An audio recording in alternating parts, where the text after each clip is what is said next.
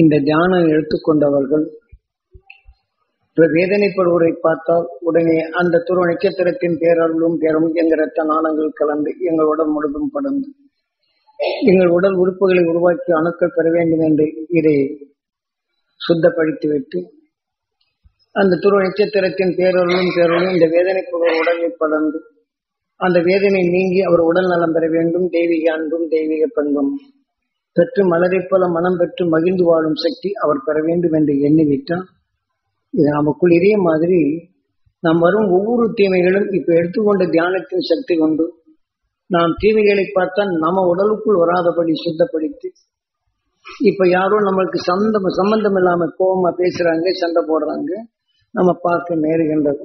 ஆனா அந்த காரமான உணர்ச்சிகள் நமக்குள் எடுத்து இப்படி பேசினாங்க என்றால் நம்ம ரத்தத்தில் அந்த கார உணர்ச்சியை செய்து உடலில் எரிவாயு போன்ற தொந்தரவுகள் உருவாகும். மீண்டும் அதிகமாயிட்டால் இரத்த கொதிப்பு என்ற நிலைகள் மாறிவிடுகின்றது.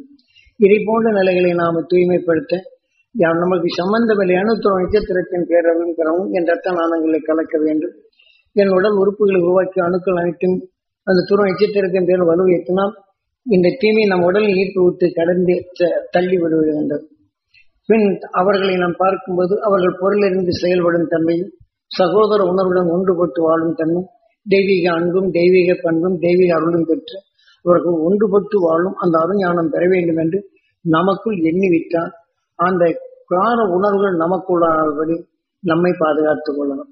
இந்த கார உணர்வுகள் நம் உடலுக்குள் சென்றால் நம் உடலுக்குள் இருக்கக்கூடிய நல்ல குணங்களுக்கும் அதில் அணுவாகிவிட்டால் ரெண்டுக்குமே போர் முறை வந்து நமக்குள் அடிக்கடி தொந்தரவும் கோப உணர்ச்சிகளும் சலனங்களும் அடிக்கடி ஏன் கோபிக்கின்றோம், எதனால் நாம் சோர்வடைகிறோம் என்று தெரியாதபடி இந்த உணர்வுகளிலிருந்து நாம் தப்புவதற்கு இது உதவும். ஆகவே இதை நீங்கள் நமது குரு காட்டிய அறுவழியில் நாம் ஒவ்வொரு இந்த சித்திரை அப்பப்போது நீக்கி நமக்குள் சித்திரா பௌர்ணமி நமக்குள் ஒரு தெரிந்த மனம் கொண்டு இந்த வாழ்க்கையை நாம வாழ கற்றுக்கொள்ள வேண்டும் என்று பிரார்த்தித்து இதை நிறைவு செய்து தீபார்த்தனை காட்டிய பின் நாளை காலையில நேரத்தோடு ஊருக்கு போறவங்க அல்லது இப்ப ஊருக்கு போறவங்க மட்டும் அமர்ந்து பிரசாதத்தை வாங்குங்க தயவு செய்து. ஏனென்றால் நான் ஒருவனே தான் இது சும்மா எல்லாத்துக்கும் ஆசினார். இங்கிருந்து தியானத்துக்கு உபதேசத்துக்கு வரலான்னா அங்க திறந்த உடனே அங்க ஒரு மூச்சு கூட ஓடுறதுக்கு விட மாட்டேங்கிறாங்க.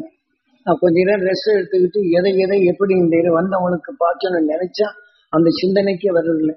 வந்தவனை எனக்கு தலைவலி கால் வலி மேல் வலி இதைத்தான் நாம சொல்லி என்னுடைய நேரத்தை வீணாக்குறாங்களே தவிர அங்க வந்த பிற்பாடு இங்க போகும்போது அந்த தலைவலி மேல்வழி தாங்க. எனக்கு அந்த அருள்வழி கிடைக்க வேண்டும், இருளை அகற்றும் அந்த அருசக்தி பெற வேண்டும் என்று எண்ணமே வரமாட்டேங்க. நம்ம 1000 தரம் சொன்னாலும் அதுதான் வருது. எனக்கு தொல்லை கொடுக்க தான் வர்றாங்களே தவிர அருளை பெறல. அவங்களும் அருள் பெற முடியலை, எனக்கு மீண்டும் அந்த தொல்லை கொடுக்கணும். நாம இங்கிருந்து வந்தான்னா உபதேசம் கேட்கிறோம், போகும்போது என் குடும்பம் நலமா இருக்க வேண்டும், என் தொழில் நலமா இருக்க வேண்டும், என் குழந்தை நல்லதா இருக்க வேண்டும், என் கல்வி ஞானம் பெற வேண்டும் என்று இந்த உணர்வு கேட்டு அந்த ஆசி பெற வேண்டும். ஆசி வாங்கினால் அவ்வழியே நடக்கும் என்றால் அந்த அரு உணர்வுகள் நிச்சயம் நடக்கும்.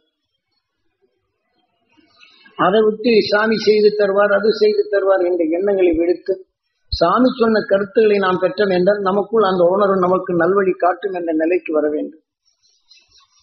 எல்லாமே சாமி செய்து தருவார்ன்ட்டு இந்த சாமியார்கள் பூசாரிகள் செய்யற மாதிரி இந்த சாமியை செய்து தருவாருன்னா உங்களுக்குள் அருஞானத்தை வித்தை வெளுத்து நீங்க பெற வேண்டும் என்று உங்களை பிரார்த்தனை பண்ணுவீர்கள். காரணம் உங்கள் உயிர் கடவுள், உங்கள் உடல் ஆலயம், அவன் வீட்டிற்கு மாலையும் புனிதம் பெற வேண்டும் நான் பிரார்த்திப்பேன்.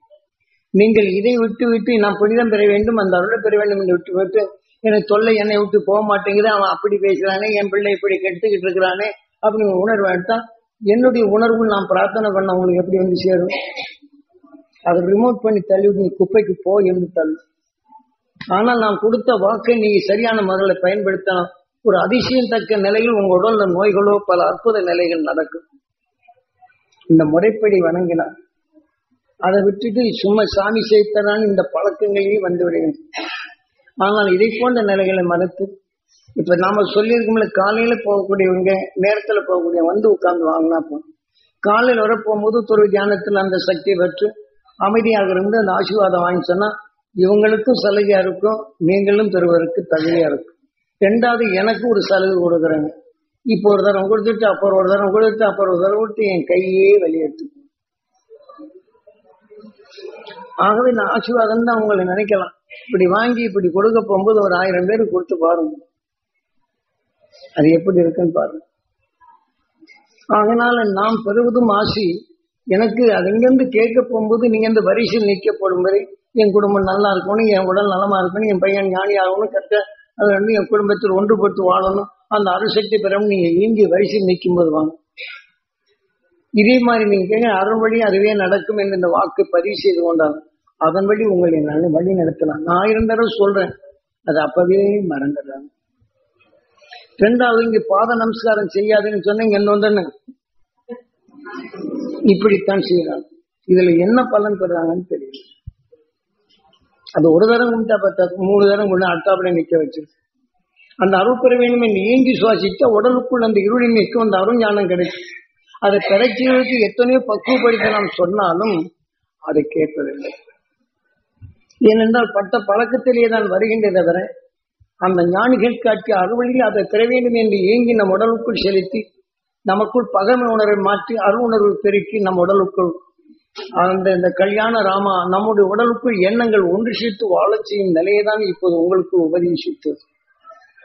இப்ப சாதாரணமா அங்க வரணும், இப்ப ஒரு 1/2 மணி நேரம் பேசியிருந்தாலும் இங்க உபதேசம் 2 மணி நேரம் பேசுறேன்.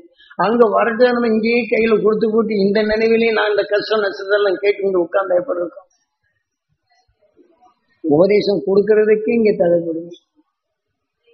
அது யாரும் புரிஞ்சுக்கிட மாட்டேங்கிறார். நம்ம வாங்குறோம், காலையில போகும்போது உபதேசம் கேட்டு அந்த அருள் பெற வேண்டும் என்று ஏங்கி நின்னாலே அந்த சுவாசம் தான்.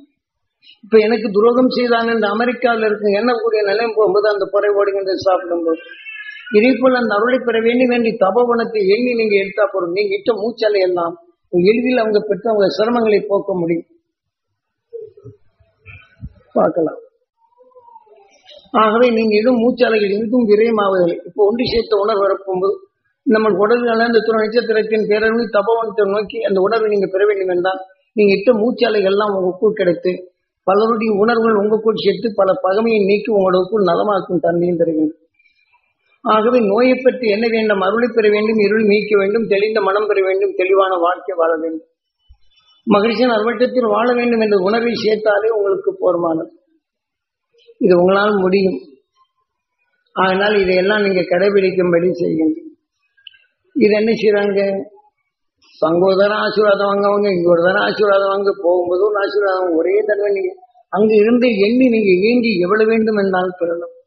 நேர்முகம் அறப்பும்போது உங்க உடல்ல அந்த அலுவலர் பாய வேண்டும், உங்களுக்குள் அந்த தெளிந்த மனம் பெற வேண்டும், தெளிவான வாழ்க்கை அந்த மகிழ்ச்சியான வட்டத்தில் வாழ வேண்டும், உங்க வாழ்க்கை நலம் பெற வேண்டும் என்றுதான் என்னுடைய ஆசையெல்லாம். ஏனென்றால் உங்க உயிர் கடவுள், அவன் வீட்டிற்கும் ஆலயம், அதை பரிசுத்தப்படுத்தவே உங்களை பிரார்த்தனை பண்றேன்.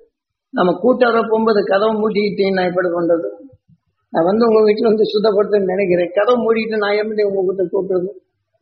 இப்ப இந்த அருணறிவு உங்களுக்குள்ள வந்தால் பரிசுத்தப்படுத்த நிலை ஏற்படும். ஆகவே அருளை பெருக்கி இருளை பற்றி இனி பிறவியில்லா நிலை அடைவதுதான் நம்முடைய நோக்கம். நாம் கோடி செல்வம் இருந்தால் நம்முடன் வருவதில்லை, இந்த உடலே நமக்கு சொந்தமில்லை. நாம சொந்தமாக்கப்பட வேண்டியது உயிருடன் ஒன்றி அந்த துருவ நட்சத்திரத்தின் அடியோ செல்வமான உணவை அந்த செல்வத்தை சேர்த்து வாழ்வதே இந்த மனிதனின் கடைசி நிலை. இதை நாம் பெறுவோம் என்று பிரார்த்தித்து தீபார்த்தனை காட்டிய பின் நீங்கள் ஒவ்வொருவரும் நாளை காலையில போறவங்க இருந்து நாளை காலையில வாங்கிக்கலாம். நான் காலையில தியானத்தில் முடிகிறதுக்கு முன்னாடி நாம தியானம் இல்லாதபடி ஊருக்கு போகணும், அவசரப்படும் நேரமாயி போச்சு, காலை நேரத்துல போகணும், 5 மணிக்கு போகணுங்கிறவங்க எல்லாம் இருந்தா அவங்க மட்டும் வாங்கினா போதும்.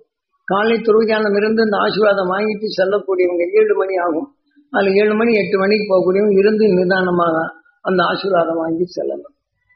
இந்த பிரசாதங்களை எப்பவுமே வீட்டுல கொண்டு வைத்தால் அந்த அதாவது வீட்டுல கொண்டு வைக்கும்போது யாருக்கோ உடம்பு சிறந்த பிரசாதத்தை கொடுத்து உடம்பு நல்லா போங்க, நாம் சொன்ன முறைப்படி செய்யுங்க, உடல் நலமாகும்.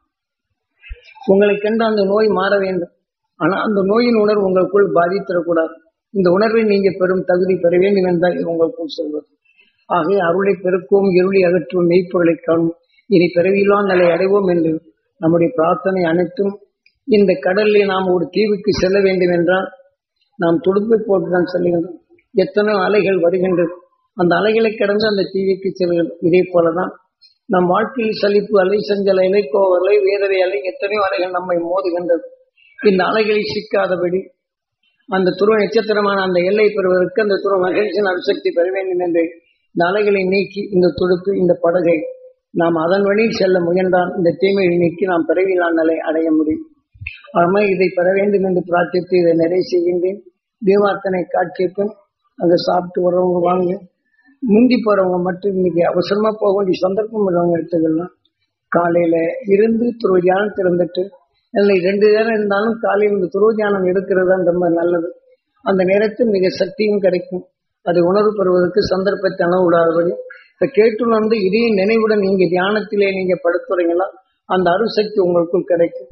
ஆக பிறவியில்லா நிலை அனைவரும் வாழ்க்கையில் அதாவது ஒவ்வொன்றும் தீமைகளை கிடைத்து அந்த இன்னைக்கு சித்ரா பௌர்ணமி தீமைகளை நீக்கி மனதை ஒளியான மயமாக பெறும் அந்த அருசக்தி பெறும் அந்த சந்தர்ப்பத்தை நாம் ஏற்படுத்தும் என்று பிரார்த்தித்து நிறைவு செய்யும்.